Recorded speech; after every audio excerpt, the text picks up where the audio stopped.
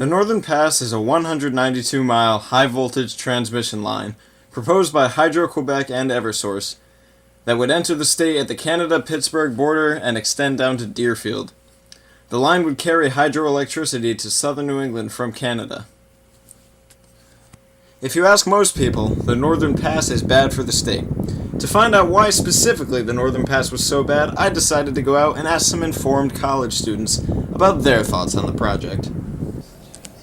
Do you support the Northern Pass? What? No, I don't even know what. How do you live in New Hampshire? Do you support the Northern Pass? What is your opinion on the Northern Pass? No. You are horrible. Do you support the Northern Pass?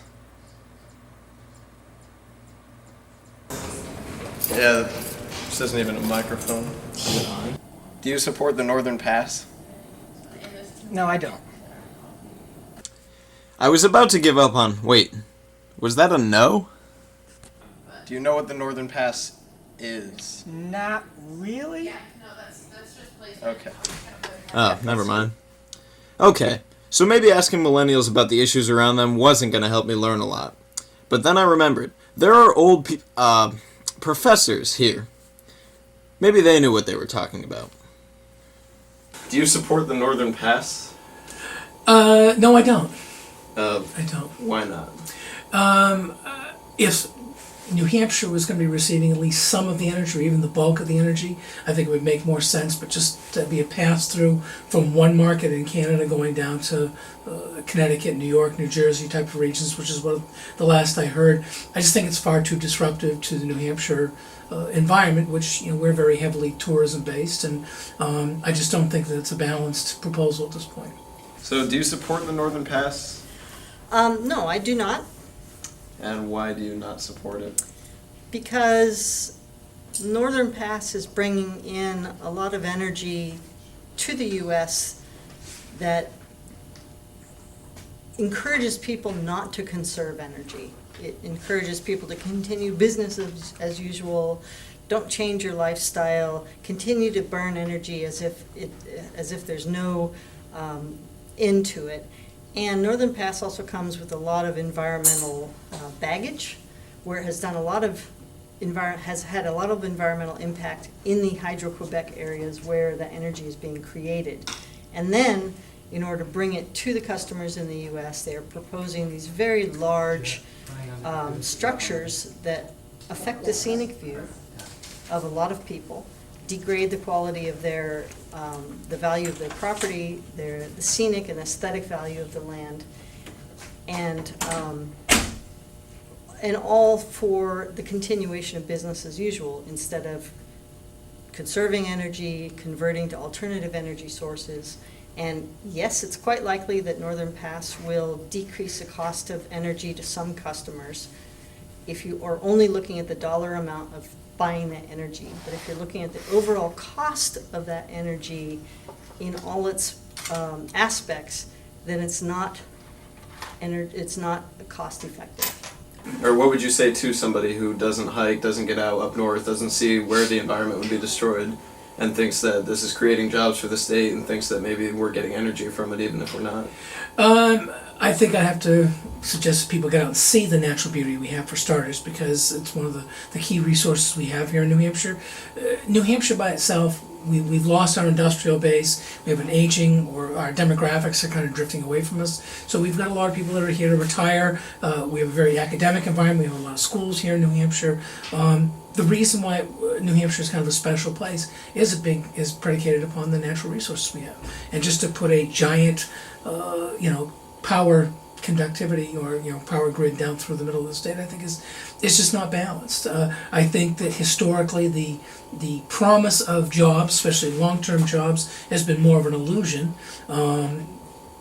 we've got to bring these people in from someplace else. If we don't already have tremendous infrastructure employment examples here in the state, meaning people that know how to build electric and other types of pipelines, why should we be assured that we're going to be getting all these jobs? Chances are these skill sets are going to be coming from outside of New England, maybe even across the country, because this type of work, people are fairly transient. And we could find that we could have employers hiring people from all over the country. When the project is done, they fold up and they go away. And then all we're left is just this throughway of somebody else's benefit. I appreciate that other parts of the country need power. I appreciate that Canada would like to sell it to them. I just think that the way it's being proposed at this point is too intrusive. And do you feel that people who are in favor of the Northern Pass truly have New Hampshire's best interests in mind? I think what they think is New Hampshire's best interests are based very largely on economic value, and that overweighs all other considerations in their point of view. So there we have it. A business professor and an environmental science professor both opposing the pass. After doing some more research, I decided to hike up Cannon Mountain at the heart of Franconia Notch to explain my research in a more engaging way. I'm standing here on Cannon Mountain at an elevation of about 4,000 feet. Off to my right is the Franconia Ridge, and off to my left is the Franconia Notch Parkway. The Franconia Notch Parkway is a scenic section of Interstate 93.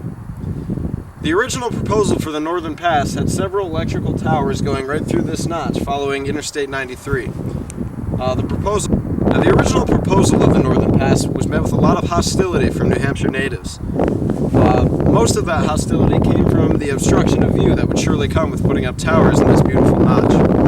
As a result of that unfavorable public opinion, the Northern Pass came up with a new proposal to bury the lines underneath the notch. This, however, has not changed public opinion very much, with most people still not in support of the Northern Pass. Now, on a day like today, where the mountains are up in the clouds, you can't really see the interstate from the top. But on a normal day, you can. That's why a lot of New Hampshire's native residents are opposed to this project, because of the obstruction of the beautiful view. Nobody wants to be on top of one of the most hiked mountains in the world and look down and see power lines and large towers cutting through the notch. It takes away from the connection of nature that some feel the interstate has already chipped away at. Increasing public pressure has pushed the route away from the notch entirely. The current Northern Pass proposal has the line buried over much of its route and diverted around the notch, rejoining at Interstate 93 below Lincoln. Burying the line comes with its own set of challenges, however. Every time the project hits a river, it has to either be buried under the river, an expensive and destructive process, or travel underneath a bridge or be put on towers, each of which involves a lot of infrastructure. In addition, the infrastructure, equipment, and process that would have to be used to bury the line aren't much more environmentally conscious than having the line above ground in the first place. So now that we know that this giant project to use New Hampshire as a 192-mile extension cord needs to be stopped, how do we go about stopping it from a planning perspective? This is where it gets interesting. The controversy that has come with the Northern Pass has created an intense battle between the public and the pass over its construction. There's a drawn-out chess game that is occurring between the Northern Pass, which has been buying property along the route to put it together, and many local anti-pass groups such as the Society for the Protection of New Hampshire Forests, which has been buying land to block the route. The chess game has led to the current proposal to bury 8 miles under a North Country road, but the SPNHF has plans to argue that it owns much of the land along the road, and the line can't be buried there without their permission. The pass submitted an application to the New Hampshire Site Evaluation Committee as required on October 19, 2015. The SEC voted to accept the application on December 7th of that year. Written comments can be submitted to the SEC until the decision has been made on the application, and anti-pass groups urge the public to take part in this process. In addition to the chess game of property rights, the SPNHF has also filed a lawsuit against the Northern Pass. They filed their brief in the lawsuit on September 30th of this year, and the pass has 30 days from then to file their brief. The decision for that case from the Supreme Court would take 6 to 12 months, another setback for the pass project which has already been delayed by the heavy opposition. More than 30 towns have voted to oppose the project. In one case, planning laws were even clarified because of the pass. Early threats by pass developers to use eminent domain led to the passing of HB 648, which clarifies that merchant transmission line projects are prohibited from using eminent domain. The next move by the pass was to purchase more land, $40 million worth, to gain access to a potential route.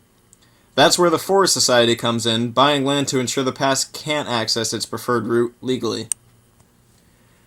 The conclusion by many anti-pass groups is that the public, as individuals and towns, can come together to stop the project in its planning phases. We need to convince the subcommittee of the New Hampshire Site Evaluation Committee for Planning, Siting, Construction, Operation, Monitoring, and Enforcement of Planning Laws in the Northern Pass to issue a clear no to the project developer's application. If the application is approved, then the fight will be taken much further than the SEC. An approval of the application will lead to a more intense chess battle on the land and in the courts by the Forest Society, Northern Pass, and the public. The concern from the public is whether or not these factors will ever be able to take the project, which is still widely perceived as bad for the environment and the future of New Hampshire's economy, and one of the most controversial environmental planning issues we have ever faced as a state, and force them into a checkmate. For EPL News, I'm Braden Lynn.